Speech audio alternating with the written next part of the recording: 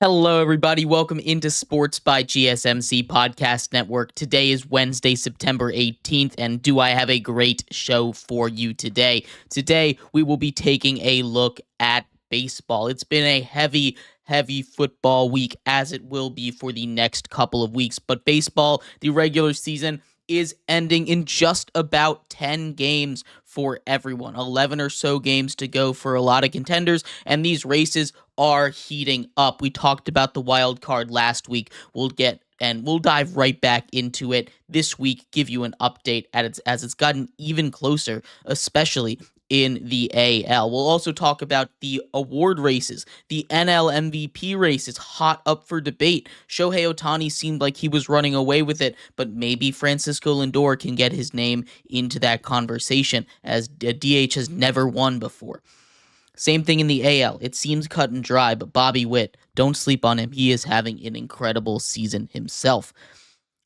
Then, Adrian Wojnarowski retires from ESPN this morning. We'll talk about the fallout from that as far as the ESPN network goes and much more. But before we get into any of that, remember, if you would like to be an even bigger part of the show than you already are, all you need to do is go to gsmcpodcast.net. Or if you are on YouTube, you can use that super chat feature. If you do either of those two things, a message should pop up on the bottom of the screen for you, me, and everybody else around the world to see. If you do have a burning question about sports, anything at all that you would like to ask, go and throw that in the comments. Throw it in the chat. I will get to it as soon as I possibly can. I appreciate everybody so much for sticking around, talking some sports with me here on a beautiful Wednesday afternoon. But like I was saying, we're going to start off our show today in the MLB as the playoff push is on. The playoffs are right around the corner. Just about 10 games to go for every single MLB team left, and we are in the thick of it for a lot of it, especially in the AL wildcard race, where when we last checked in, the Tigers were right there in contention, kind of out of it, but not quite 100% out. Now we look, they are just a game and a half back of the Minnesota Twins for that last wild card spot. Right now, the Baltimore Orioles hold the top wild card spot, and we'll break down the Orioles in our second segment as big news has come out of Baltimore this morning as well.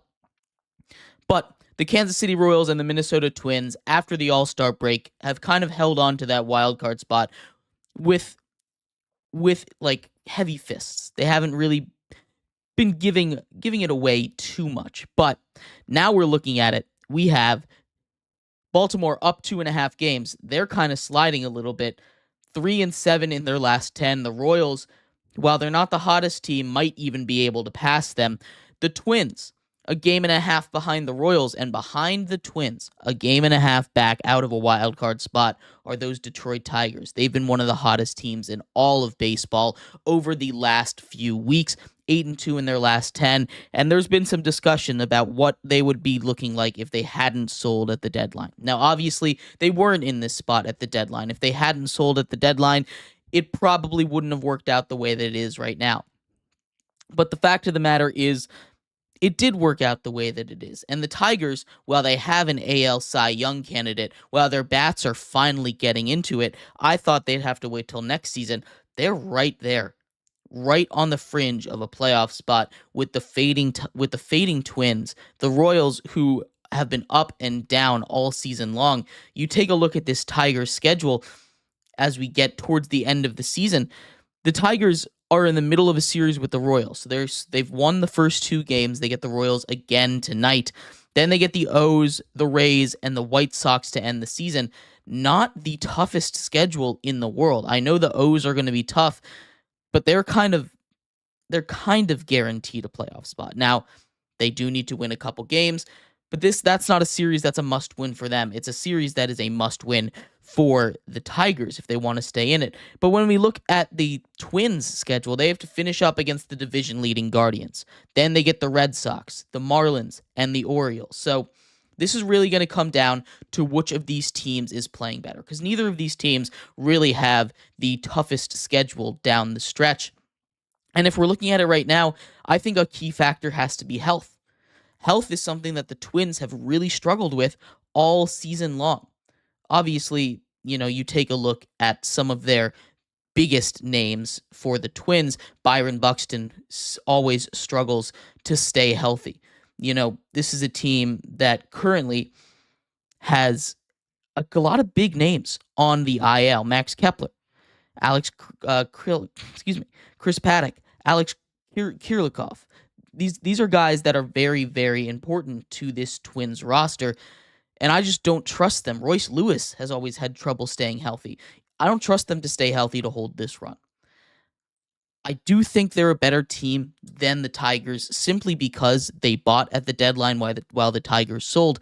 But this is going to be a tight race, and the Twins really need to step it up if they want any chance of holding on to it. Because right now, the Tigers are coming back into this race with a vengeance. Outside of the Tigers, though, the Seattle Mariners are not completely out of it. We talked a lot about the Mariners earlier in the season while they were going through their collapse. The Mariners were up almost 10 games in their division over the Houston Astros. They've all but lost that division race already, currently sitting 5 games out of it. But if we take a look at the wild card, again, they've been really hot recently, 6-4 over their last 10. Their bats are going. Over the last month, in September, they have the best offense versus right-handing pitchers, which we take a look at what the Mariners had been doing. What has been their problem all season long? Offense. They couldn't get it going. Their pitching was phenomenal, arguably some of the best pitching in all of baseball. Now we take a look at their batting, the offensive side of things, and the numbers are starting to come up again. The Mariners are not dead in the water yet. Only 3 games back of that playoff spot. There is a real shot for them to make some noise in the wild card. Again, only about 10 games left. We take a look at their schedule, and they do have to deal with injuries. They just lost one of their most productive bats in Victor Robles with a hand injury. He's day-to-day, but they don't have an easy schedule down the stretch. They're finishing up a series with the Yankees, 2 games left. Then they get the Rangers, who, while they are struggling, are still coming off of a World Series, are still a team that could beat you on any given night. Then they get the Astros have been one of the hottest teams in baseball since June. And of course, they finished their season with the A's.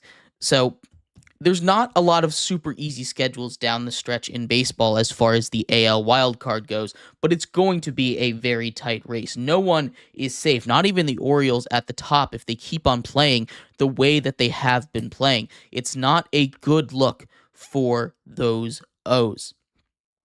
But outside of the wild card in the AL, as we do a little update on playoff percentages, no one has clinched yet. Everyone is still in play.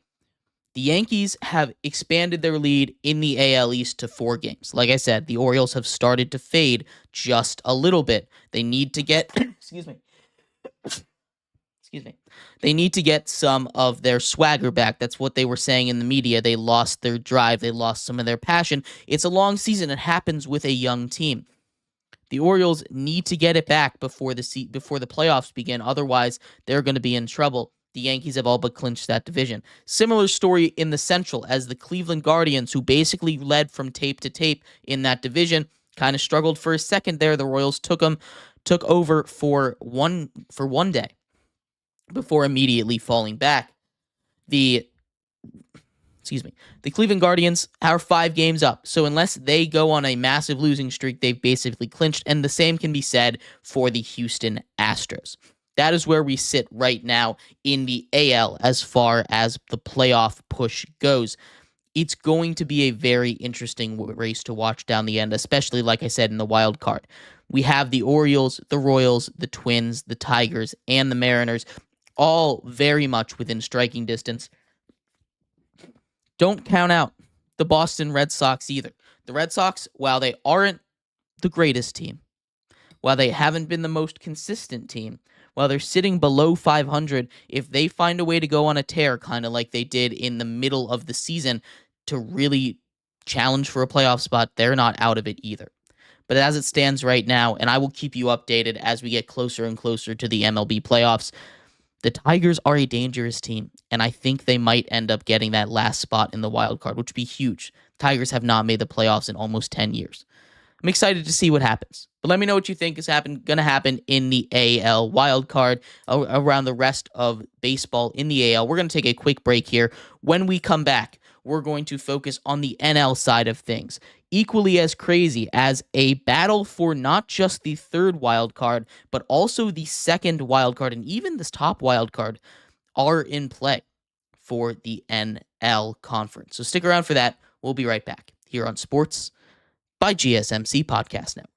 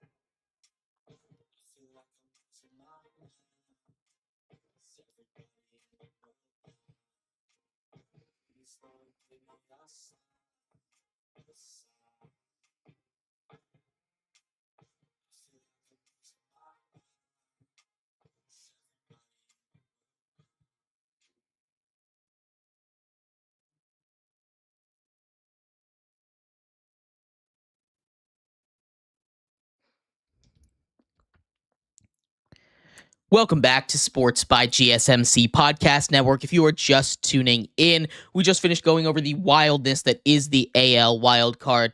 Lots of stuff, lots of craziness. The Tigers could maybe even sneak in there at the end. We're going to take a look at the NL here in a second. But before we do, remember, if you would like to be an even bigger part of the show than you already are, all you need to do is go to gsmcpodcast.net. Or if you are on YouTube, you can use that super chat feature. If you do either of those two things, a message should pop up on the bottom of the screen for you, me, and everybody else around the world to see.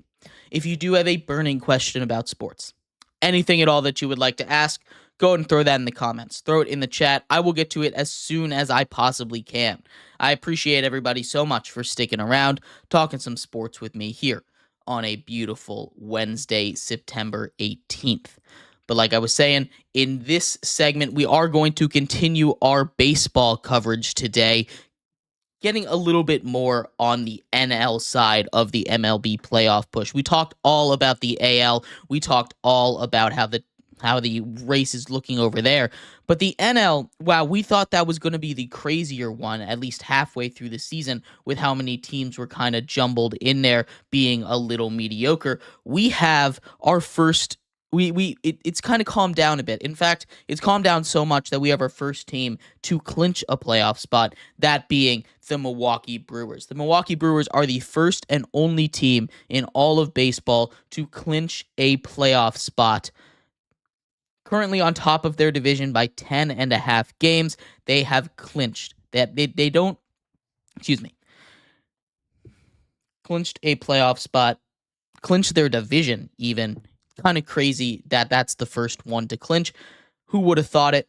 But the Milwaukee Brewers have been really, really good. They're still in a battle at the top of their division for even that number one seed. So their season isn't over. But the Philadelphia Phillies have started to run away with that division. They've been running away with it for a while, but they've really, really started to pull ahead recently. They're up 8 games on the New York Mets, who are still surging despite losing Francisco Lindor last night. The Atlanta Braves, 10 games back, only 2 games back of the Mets, and we'll get to what that means later on in the segment here. But the Phillies have all but clinched a playoff spot. Right now, their magic number is 2. 10 games left or so. The Mets are only 8 games back, which is why the Brewers have clinched their division. And the Dodgers up 3.5 games on the Padres. They haven't clinched their division. They haven't clinched a playoff spot. Some wild stuff can happen in the NL still, and it's crazy to think that if any of the division leaders, the one that might not make it as a division winner is the Dodgers. The Dodgers, a team that seemed so much stronger than just about any other team, at least on paper. There's reports that Shohei Ohtani might even be back to pitch in the playoffs. He was warming up on the mound. That's not stuff we were expecting to see until next season at the earliest. It would be crazy to see him out there, especially for a playoff push. I'm sure he wants to. All reports are that he loves pitching. He misses pitching. Maybe he gets out there earlier than we thought he would. But as far as the wild card goes, that's been the one we've been keeping our eye on for a long time. Ever since the All-Star break, the two teams out of the West have really been the stories of the MLB. The Arizona Diamondbacks and the San Diego Padres have been some of the hottest teams in baseball for the last 2 months or so. San Diego has stamped a seal of authority over the NL recently, especially as they just continue to get healthier. They are a real threat in the playoffs as long as they clinch. Again, they haven't clinched yet. They're only 4.5 games in the playoffs. There's a chance that if they go on a little bit of a cold streak here, the Atlanta Braves, who are only 2 games out of a spot, 4.5 games back from that number 1 wild card, which currently belongs to those San Diego Padres, if they go on a little bit of a cold streak and the Mets, Diamondbacks, and Braves all kind of heat up a little bit, there's a real shot here that they could fall out. I would be shocked. I would be shocked if they did. But taking a look at where they sit, they aren't safe. If they make it, they could be a very dangerous team. The Mets have not only cemented themselves in a wild card spot, which they seem to be allergic to doing despite how good they've been playing, but they have even tied the Arizona Diamondbacks for that second wild card spot in the East. Or not the East, the National League. I apologize. The National League, while it's been a lot less jumbled, we've kind of seen some of the bottom feeders fall off. The San Francisco Giants were the most recent team to be eliminated in the MLB. It's seemingly set in the NL. Right now, the Braves are the only one that has a real shot of making the playoffs. They're 2 games back and fading quickly. They had a real lead early on in the season. They had a real lead even in the back half of the season in that wild card race, especially as they started to fall back from the Phillies due to injuries. But this is a team that I talked about injuries a lot. They were a team that has lost a Cy Young candidate, even though they currently have the Cy Young leader in Chris Sale in the Braves. This is a team that lost the reigning MVP. This is a team whose bats kind of took a step back, even without Acuna. Bats like Matt Olson weren't hitting at the same level that they were last year, although he has not had a bad season by any stretch of the imagination. We're looking at a team that has struggled a lot more than I and many others expected them to as this season continued. The Braves are fading fast, but they're still in it. Like I said, just about 10 games to go in this season. If we look at the calculator ESPN has on here for playoff percentages, the Braves currently sit at a 51% chance to make the playoffs. So a better shot than not that they will make the playoffs, although honestly, I disagree with that math because, I mean, there's only 3 wildcard teams, and the divisions are all but locked up. It's giving a 71% chance to the Mets, a 77% chance to the Diamondbacks, a 99% chance to the San Diego Padres. So where that leaves the Braves a 51% chance to get in, I am not sure, but that's the fancy math for me. I don't understand it. They have their own playoff calculator for you, but this should be a lot of fun down the stretch. There are a couple of very compelling races and none more compelling, like I've been saying, in all of baseball than that wild card race in the NL. It's getting close. The Braves, I think, are just going to miss it as they're starting to fade. 3 losses in a row stings. Now they're 2 games back. We'll see what happens, though. These wild card races could be really interesting as we get down the stretch. We're going to take a quick break here. When we come back, we are going to start talking awards. We're going to start talking NL MVPs. We're going to start talking AL MVPs. We're going to start talking Cy Youngs on both sides and more. But before we do this, excuse me. So come back for that. Okay, we're going to take a quick break here on Sports by GSMC Podcast Network.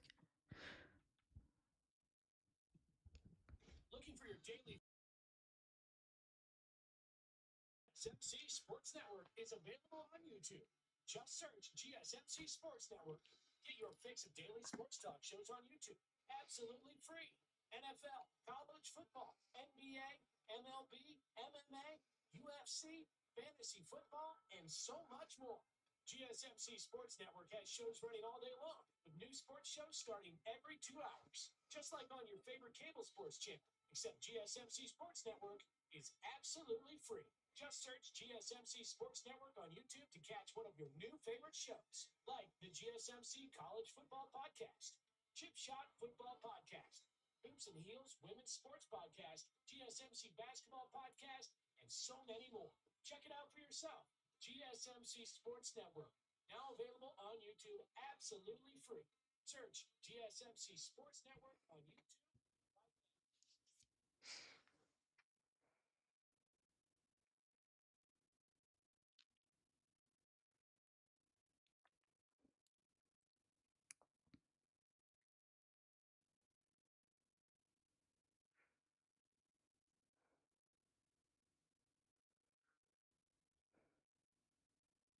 Welcome back to Sports by GSMC Podcast Network. I'm your host, Jeremy Lapidus. If you are just tuning in, we just finished talking about the NL playoffs as baseball starts to wind down. Just about 10 games to go. We are quickly approaching the playoffs in the MLB. I cannot wait for October. It's going to be a lot of fun this year. It's been a much more wide open field than any other year I can think of. No team is really running away from it in baseball. But in this segment, we're going to take a quick look at the MVP odds for both the AL and the NL, as again, some of these races are starting to tighten up and some of them are very interesting. But before we do that, remember, if you would like to be an even bigger part of the show than you already are, all you need to do is go to gsmcpodcast.net. Or if you are on YouTube, you can use that super chat feature. If you do either of those two things, a message should pop up on the bottom of the screen for you, me, and everybody else around the world to see. If you do have a burning question about sports, anything at all that you would like to ask, just throw that in the chat. Throw it in the comments. I will get to it as soon as I possibly can. I appreciate everybody so much for sticking around, talking some sports with me here on a beautiful Wednesday, September 18th. But like I was saying, in this segment, we are going to get into the MVP race. An MVP race that seemingly has been decided for both of these conferences for a while, but as the year continues, especially in the NL, we have questions start to reign. So we're going to start off in the AL before we get over to the big question of the MVP award in baseball.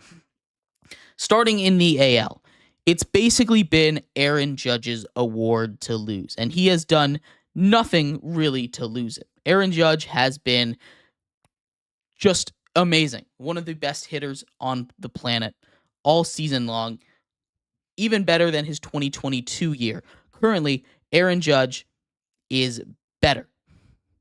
Better than when he had 50 home runs. Aaron Judge is currently hitting 323 with 53 home runs, 136 RBIs. His OPS over 1,000, 1.149.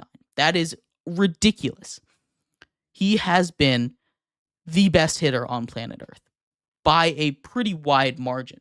We take a look at his rankings.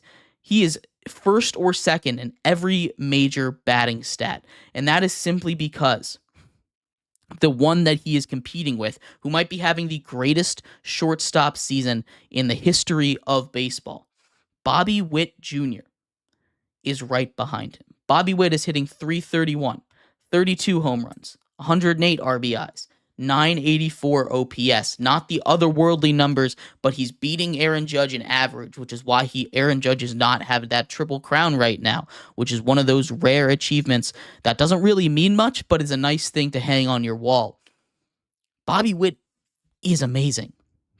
You take a look at his F4, he's the fourth best shortstop in the history of baseball with this season, and he's still got 10 games to go in the midst of a playoff push. While I don't think it's going to make a difference in the MVP race because of just how good Aaron Judge has been, he deserves to at least be in the conversation.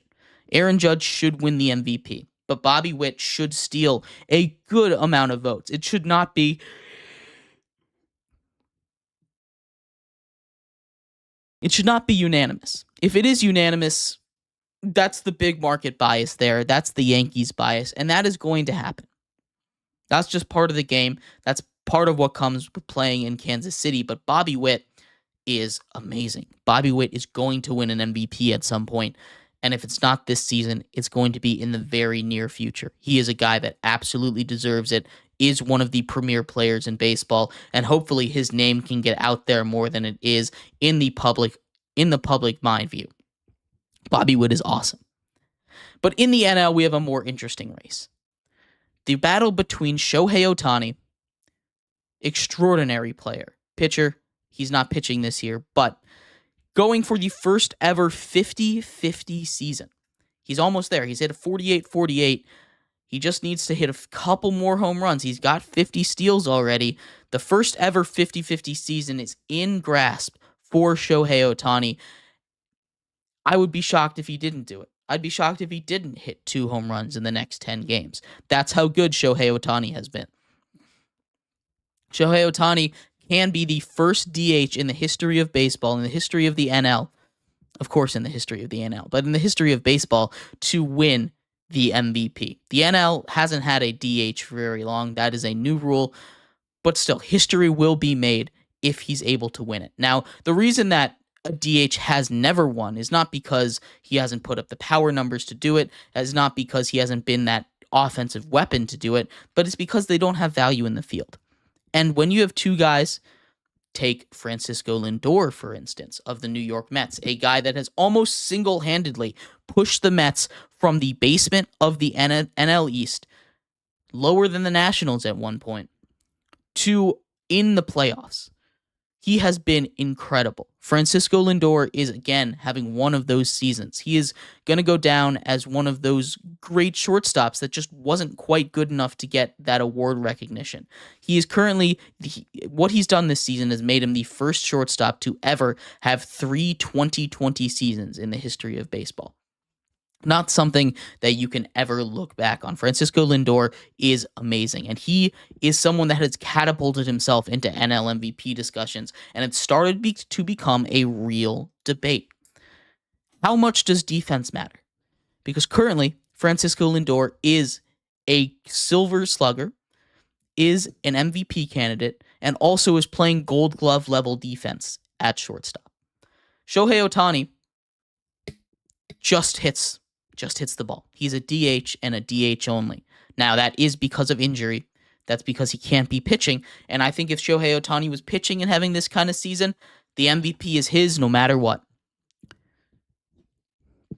But man, Francisco Lindor is really making him run for his money. Now, Francisco Lindor has just gotten banged up. I don't know how bad it's going to be, and he needs to have a great last week to continue to push this discussion.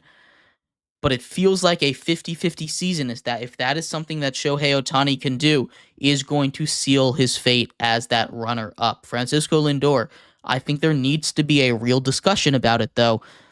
But he is in the driver's seat for a potential NL MVP come from behind, steal it from Shohei Ohtani. It's going to be tough to win one in the NL for a while, because this is Shohei winning one just as a DH. Imagine when he starts pitching. I don't want to think about it, honestly. It's gonna be crazy. It's gonna be fun. I can't wait to see what happens. I was very much on that Shohei Ohtani train, to be honest with you. But the more and more I see Francisco Lindor push his team over where it should be, the more I kind of want to switch my personal vote over to Francisco Lindor. For now, it's still on Shohei. If he can hit 50-50, it's going to be his. But if he falls short of that, say he only hits 49 home runs, and I know that's kind of splitting hairs. I know it is, and I know it might be a dumb argument, but those kind of even numbers do mean something. Almost a 50-50 isn't the same as a 50-50, and maybe then a 30-30 season with Gold Glove defense pushes him over the limit. But I'd love to hear your thoughts on this. Who wins the NL MVP? We're going to take a quick break here. When we come back, we will be breaking down the Cy Young Award. There's some very interesting stuff coming out of the AL, and I would love to hear your thoughts on that. But we'll be right back, talking that and more on Sports by GSMC Podcast Network.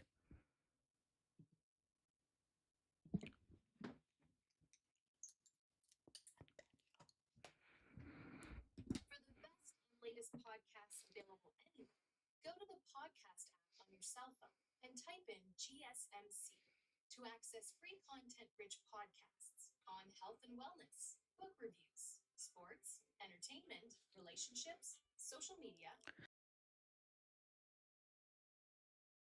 news. Subscribe and download the GSMC Podcast Network's family of shows, available everywhere podcasts are found.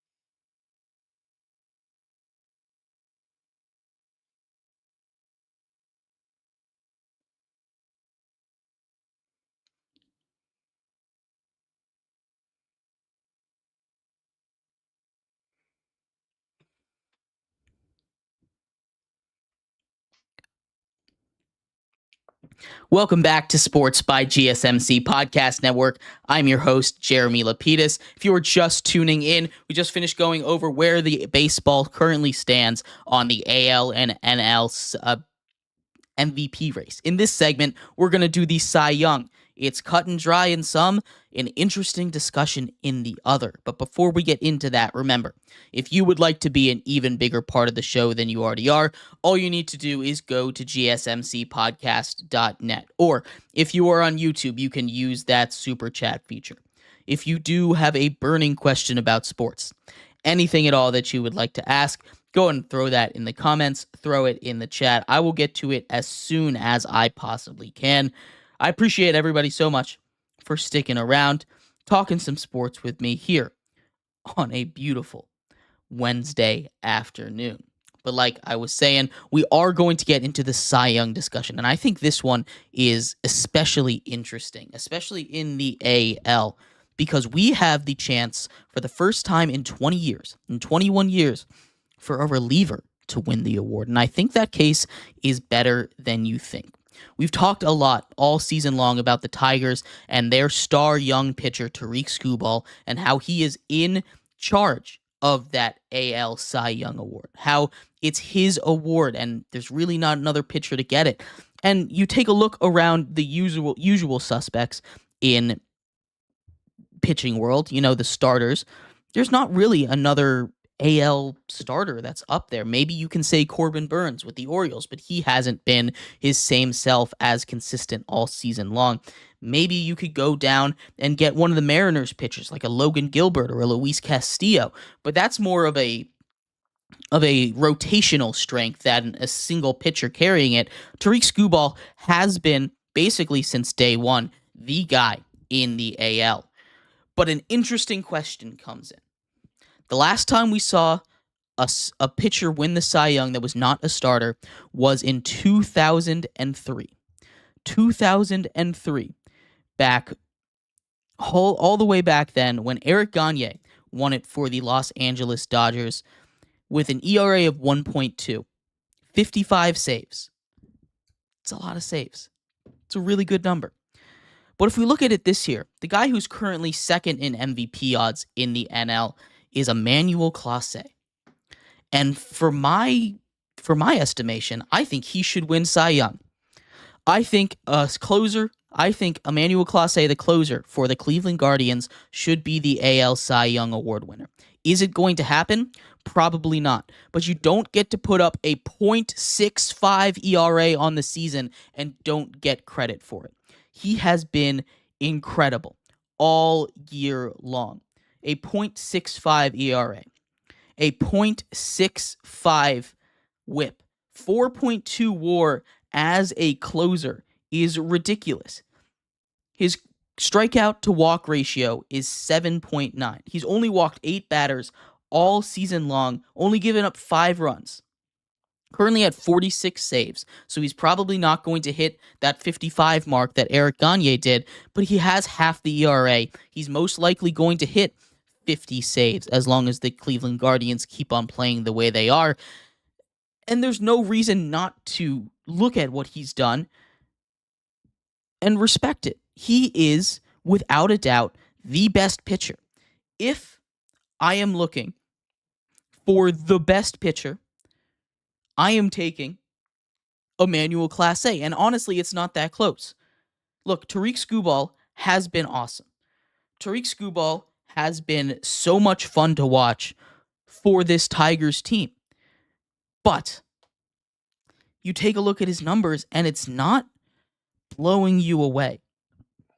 It's awesome. 2.5 ERA, 16-4. Wins are not a pitcher stat. I'll say that again. 214 strikeouts, a WHIP under 1. That is awesome. Those are great numbers. He's not leading the league in any of those.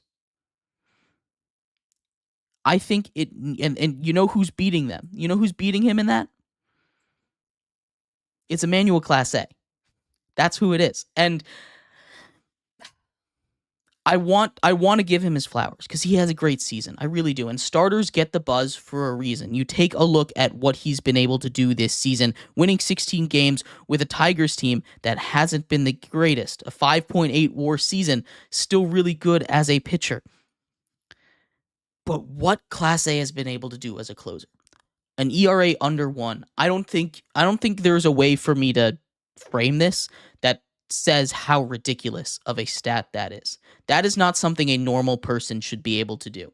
I shouldn't be able to look out and see him give up in almost 80 in 63 appearances. He's given up 5 runs. In 63.1 innings, he's given up 5 runs.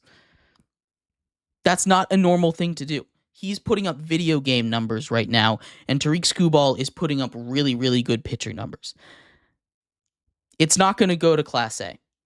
It probably isn't going to go to Class A. But if I had a vote, he would get my Cy Young vote, and I don't think it's particularly that close. In the NL, it's a bit of a different situation. Chris Sale basically has run away with that award. The Braves always seem to do this, don't they? The Braves trade for just a random guy, get Chris Sale for just about nothing from the Red Sox. His career circling the drain. He hasn't been good. His injuries have been killing him. He comes in there and just starts dominating. Chris Sale is going to win the MVP in the NL. That one isn't a very close race. You can talk about Zach Wheeler, but Chris Sale's flat out point blank been a better pitcher than Zach Wheeler has all season long. And as long as nothing crazy happens down the stretch, as long as he doesn't start imploding, not even being able to get through an inning in these last 2 starts of his, it's his award. This should be a fun race, especially for the AL. I'm really curious how that's gonna turn out. I really do think Emmanuel Clase deserves to win that award. But let me know what you think. I would really love to hear your thoughts on this. I think it's such an interesting proposition when you talk about between the differences between a closer and a starting pitcher. You talk about how that value makes a difference. It's kind of like the NL MVP award with how much defense matters. How much does innings matter? How much does that workload matter? How much do wins matter? How much does a 16-win season matter? I personally don't think it matters that much. And I think what Class A has been doing, an ERA under 1, is ridiculous. That is not a normal thing to do, and I think that's his award. But let me know what you think. I'd love to hear your thoughts on this. We're going to take a quick break here. When we come back, we are going to go over Woj retiring. Or excuse me, we're going to go over the O's a little bit because Craig Kimbrell, I'm sorry, I've lost track of what we're doing. We're talking about Woj next. Stick around for that. We'll be right back here on Sports by GSMC Podcast Network.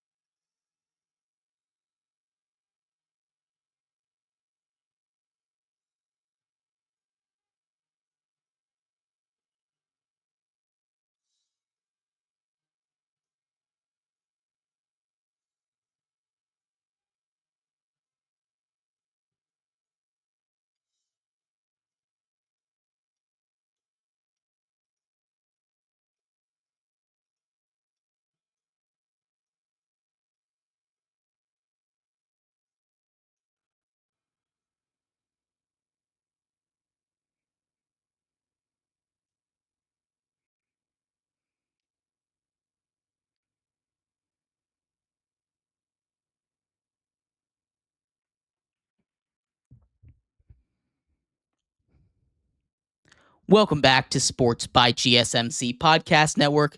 I'm your host, Jeremy Lapidus. If you are just tuning in, we just finished going over the Cy Young race in baseball. It has been a very interesting race, especially in the AL. I really think a reliever should get it. I think Emmanuel Clase deserves it for the season he's been able to put together. But in this segment here, we are going to talk a little bit about behind the scenes of the sports media world. Woj. Adrian Wojnarowski, insider for ESPN, has officially retired from ESPN to go and be the GM for the basketball team of his alma mater, St. Bonaventure. This is a massive story. We'll talk about it in just a second. But before we do, remember, if you would like to be an even bigger part of the show than you already are, all you need to do is go to gsmcpodcast.net. Or if you are on YouTube, you can use that super chat feature. If you do either of those two things, a message should pop up on the bottom of the screen for you, me, and everybody else around the world to see. If you do have a burning question about sports, anything at all that you would like to ask, go ahead and throw that in the comments. Throw it in the chat. I will get to it as soon as I possibly can. I appreciate everybody so much for sticking around, talking some sports with me here on a beautiful Wednesday, September 18th. But like I was saying, in this segment, we will be going over Woj. Woj has officially retired from ESPN. He spent 37 years as an insider, a lot of that with Yahoo. He has broken some of the biggest news in the history of basketball. He officially retires from ESPN today to go and join his alma mater, St. Bonaventure, as a GM. It's an interesting role, not something I had heard of before in college basketball. A GM of college basketball. It should be interesting to see what happens here. The big fallout here is with ESPN rather than with Woj. Woj is going to go do his thing. He's made his money. Happy for Woj, honestly. But now we wonder what happens with ESPN, and especially basketball coverage, as the NBA season really is right around the corner. On just about a month from now, the NBA will tip off its 2024-2025 NBA season. And they won't have their insider. This leaves the insider game with just basically Shams. Now, ESPN is going to be scrambling, and there's a lot of theories for what they're going to do. Maybe this leaves room for a bigger role for Stephen A. Smith. And as much as Stephen A. Smith is a great personality, I don't think ESPN wants him to have a bigger role in basketball than he already has. I know Stephen A. Smith wants it. I know Stephen A. Smith wants to be on everything, which is a great thing to have as if he's going to be your main guy on the network. But as far as covering it, and maybe I'm a little old fashioned here, but I think ESPN has gotten away a little bit from reporting and gotten a little more into the personality side of things. And that's not necessarily a bad thing. There needs to be a good mix. But the network has gone from, Suits to McAfee and Stephen A. Smith, which again, I think they needed a switch. I think getting more towards that side of things is better, but you need to also be able to cover the news. You also need to be able to deliver to the people the actual news, not the personality of it. And that's part of it. It's entertainment, but it's also a news network at the same time. And I don't know. That's just something that they're going to figure out. Maybe they go out and they send Shams a whole bunch of money like they did with Woj to get him to join ESPN.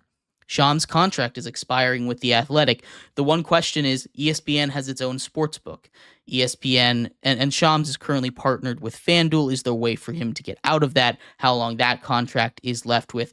What does ESPN's coverage of the NBA look like? Because so much news needs to be broken, and they're not going to have that source anymore. Woj was that source. Now they don't really have a guy that these GMs, these coaches, these players are going to give their news to. It's all going to go to Shams now, which is going to be an interesting dynamic for ESPN. I'm very excited to see how this goes, honestly. I'm not sure what's going to happen with the future of ESPN basketball.